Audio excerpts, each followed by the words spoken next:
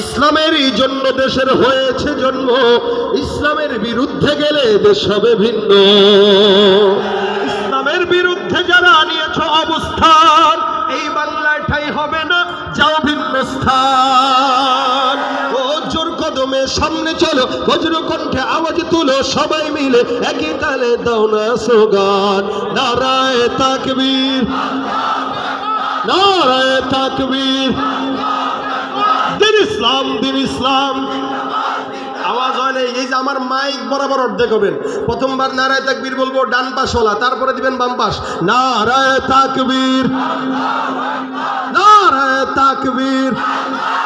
সবাই মিলে কুয়াকাটা হুজুরের আগমন, প্রধান বক্তার আগমন, আজকের মাহফিল লিল্লাহে তাকবীর।